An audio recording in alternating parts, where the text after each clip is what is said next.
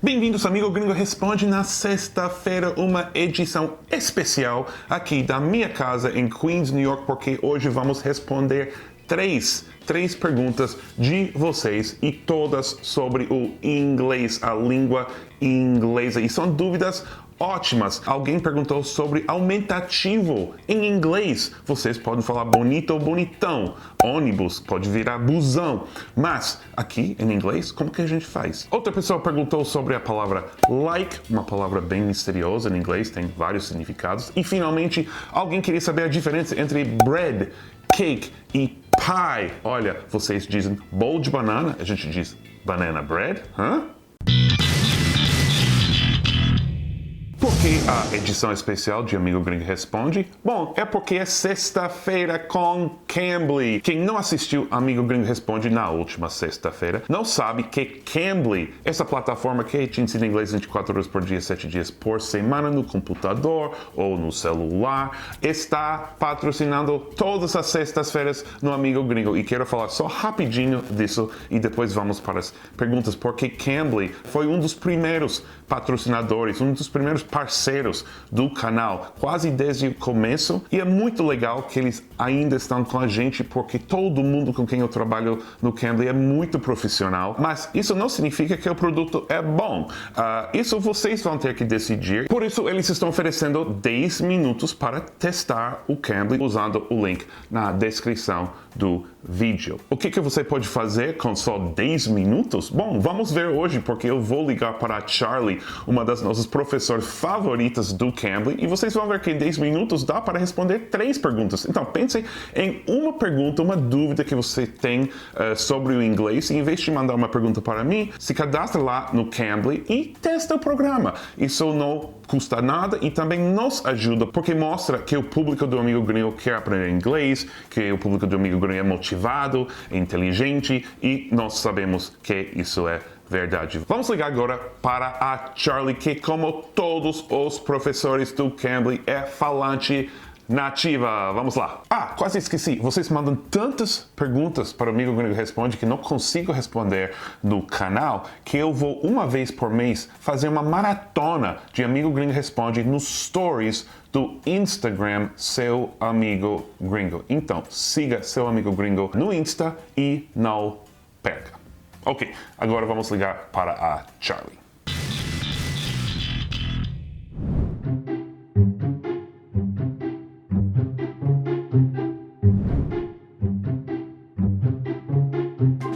Hi, Seth. How are you? Hey, Charlie. Great to talk to you again. Thanks for coming on. Thanks for having me again.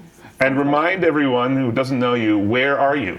I am in Yorkshire in England. Are you ready to answer some questions from Amigo Gringo fans?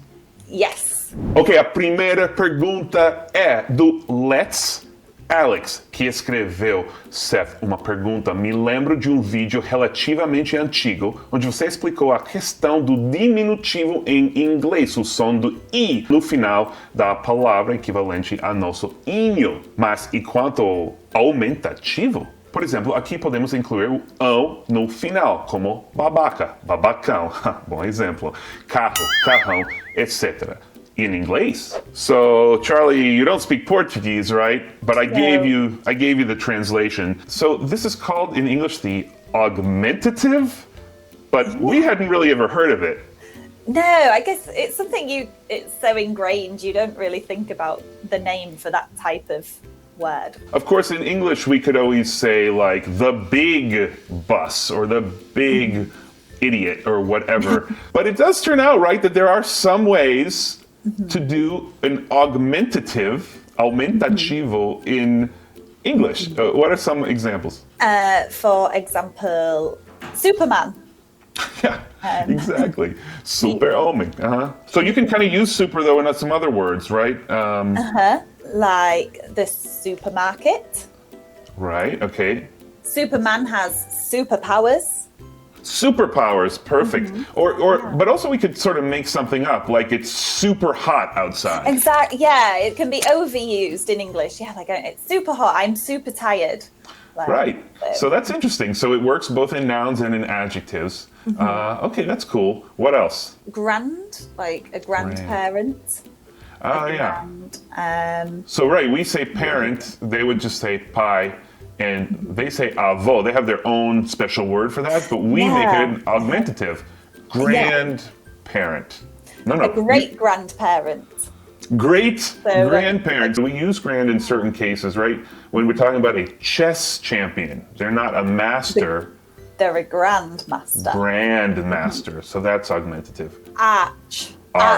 Enemy. Or your arch enemy. That's an augmentative. Arch enemy, arch rival. Would you ever use that for something good? I don't think so. It kind of always seems to have the meaning of opposite, like your enemy, your rival, your nemesis. He's my arch nemesis. He's but you would never say he's my arch friend. No. Mega.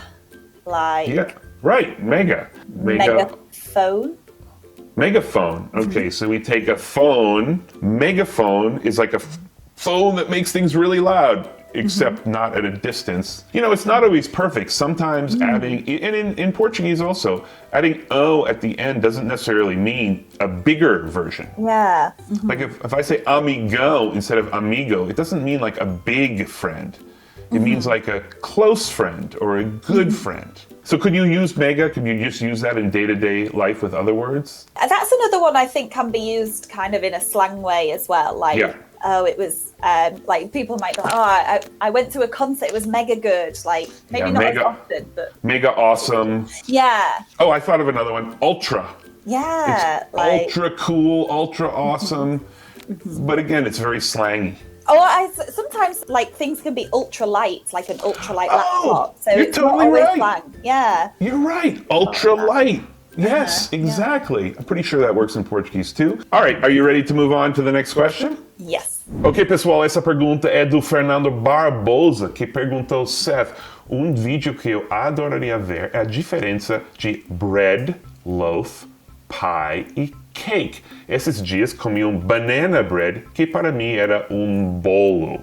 Ok, boa, gostei muito da pergunta. E agora vamos ver se é diferente na Inglaterra e nos Estados Unidos.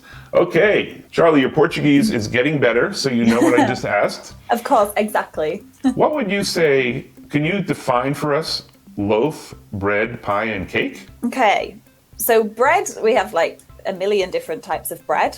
It's a very general word. Loaf is the measurement of bread, a loaf of bread. Right. Pie, we have savory pies, like potato and leek pie. And No. Okay, this is where we are a little different, right? So for you, a pie is either savory or sweet. What would be a sweet pie in England, you might see? Like apple pie. Oh, come on, that's American. Don't steal our pie. Mince pie. Mince pie, Christmas. right. Yeah. That's disgusting, but yes. And, okay, so you got the pie. So for us, a pie is almost always sweet. In fact, in English, in America, we would say pot pie usually to signify a savory pie. Yeah, whereas, it's all just pie here. Okay, and what about cake? What's the difference between pie and cake? A lot of different. A pie is usually anything in a pastry, Right. and a cake is pretty much any sweet cake Bread. that isn't in. Yeah, it's kind of like a sweet version of bread, right? Yeah, like a sponge cake. Yeah. Sponge cake, chocolate cake. So then banana bread is sweet. Why would we call banana bread? I don't know. Because, it doesn't totally make sense, but that's what we do. Well, let's see, is there any other thing like that? You know, my parents used to make zucchini bread, and that was also sweet. I've tried that. I think I know what it is. When we make banana bread, it looks like a loaf of bread. It's in the form of a loaf. In Brazil, it looks like a cake. So in a way, I think we call stuff bread when it's in the shape of a loaf of bread. Yeah, because we have fruit loaf, which is like a banana bread, but without the banana. What we would call fruit cake. Yeah. In England, it's a fruit loaf, but it is technically sweet, it's a cake. Shall we move on to question number 3? Okay. E finalmente uma pergunta bem interessante, gostei muito da negopatia. Negopatia aetno. Não tenho nem ideia o que isso significa, mas ele ou ela escreveu: Amigo Gringo, explica um pouco sobre a aplicação da palavra like. Like depende muito da situação. Okay, the word like. I'm not sure what the questioner means. It depends a lot on the situation. But like has a million different meanings, so let's just talk about all of them, right? Why don't you start? Give me a meaning of like. I guess in the most basic form, it's when we talk about when we like something. Sure. Yeah, it's something we can, like to do something or like. Yeah, you can like a thing or you can like an activity, right? Yeah, exactly. So, but here's a question for you. What if you like a girl? Does that mean, like if I'm in school and I'm like 13 years old here and I say, I like you, that kind of implies something romantic. How about with you guys? Definitely, yeah. Like, especially like you say at school, if someone said, oh, he likes you, it doesn't just mean, oh, I like him too, he's a friend. It means he likes you, like, with he the likes eyebrows. you. Yeah. Yeah, but I don't know if adults are going to use that, right? Oh, he kind of like, well, maybe. We do, just maybe not as enthusiastically, but yeah. And maybe with a little context, like, oh, I think he likes you. Exactly, yeah. So, yeah, okay, that's cool. And you know what? I thought of another phrase that people use that doesn't quite mean the same thing. For example, you can watch another video of Amigo Gringo if you like. Oh, it's kind of like, if that's what you want to do. Yeah, if you want to. If you want to. It's equivalent to want to. To like equals to want to. That's weird. Boy, English is strange. It is. Why did you give us your language? We could have used a much easier language. What else? Like can mean what else? Like I guess it's a preposition, like... You just said about you can go watch another video if you like, and then you can like that video. Oh, I almost forgot. It's the YouTube social media version of like. And speaking of that, could everybody out there please like this video and subscribe to the channel? So I think Facebook invented that, right? Yeah. And then now everybody uses it. So to like something is to check a little thing and make a thumbs up. That's a new use of like in the last 10 years, I guess, something like that. So then you have like these other forms of like, which maybe is what he meant. He is what would be an example? Like something. That's like the time I went to the store, or apples are a lot like pears. Well, I don't know if that's true, but when something is similar, right? Yeah, you can say they look like each other. Like the brother and sister look a lot like each other. They look like each other, right? They look alike, you can also say. Yeah, exactly. So similar. It basically always implies that something is similar to something else. But it also means, it doesn't have to be similar. It can be like, I just said like, it can be around or approximately. So, so Charlie, we've done like 3 videos together. Yeah. Like approximately 3 videos together. And then what is probably the most common use for like? I'm talking about like the slang one that we all just stick into all our sentences. And I think in Portuguese, the equivalent would be tipo. E depois, tipo, eu fiz isso, tipo. Yeah, I guess it's almost like a comma in our language, because when I'm telling a friend a story and I talk really fast and I'll say, and then he was like this, and then I was like that. Well, you know what? It's almost a phrasal verb. To be like. Yeah. To be like means to say something. And I was like, yes. And then he was like, no. Oh my God. This word is more complicated than I thought it was. It is one of the most overused words in English, I think. Yeah. Right. Okay. Well, those are the 3 questions. Now, Cambly is giving 10 free minutes to anyone who registers, so they could just look you up, right? Yeah, totally. Charlie R-A-S. Yeah, Charlie Raz is my username. Charlie Raz. Okay, cool. So thank you, Charlie. Thank you. Maybe you'll be hearing from some Brazilians. I think you will be hearing from some Brazilians. That would be fantastic. Thank you. All right, great talking to you. Thank you, you Tchau. too. See you. Ok, isso foi Amigo Gringo Responde com Cambly. Se você quer seus 10 minutos de Cambly, usa o código ou link na descrição. E aproveite, é 10 minutos de graça. Pode falar com a Charlie e, obviamente, fale que você veio do canal Amigo Gringo. E se você tem uma pergunta para Amigo Gringo Responde, mande nos comentários. Pode ser sobre o inglês, mas também pode ser sobre Nova York ou a cultura americana. E quem sabe se a gente responde na semana que vem.